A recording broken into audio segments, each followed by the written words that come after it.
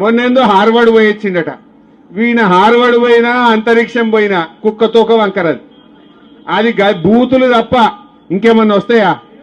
కేసీఆర్ జాతిపిత ఎట్లయితాడు అంటాడు. కేసీఆర్ లేకపోతే తెలంగాణ వచ్చునా? అసలు ఈ తెలంగాణ ఈ స్వరాష్ట్రం ఎట్లొచ్చింది?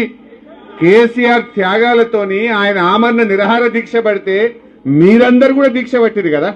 తెలంగాణ కోసం మీరందరూ బయలుదేరలే రోడ్ల మీదకి. ఈ రేవంత్ రెడ్డి నన్ను ఒక్కనాడైనా జై తెలంగాణ అన్నాడా? ఈయన ముఖానికి తెలంగాణ తెచ్చిన దాంట్లో మీరు అమరులు. కేసీఆర్ ఇంతమంది కొట్లాడి మనం తెలంగాణ తెచ్చినాం. కేసీఆర్ లేకపోతే తెలంగాణ వచ్చునా? అసలు అది వచ్చబట్టికే నువ్వు ఇలా కుర్చీలో కూర్చున్నావు. ఈయన కేసీఆర్ ముమ్మాటికి జాతిపిత, రేవంత్ రెడ్డి బూతు పిత. వీడు బూతులు తప్ప ఏమన్నా వస్తాయా వానికి? అదే నువ్వు ఇప్పుడు ముఖ్యమంత్రి అంటే ఏం మాట్లాడాలి? ఇగో నేను 4,000 పింఛన్ రేపటికెళ్ళి ఇస్తున్నా అని చెప్పాలి.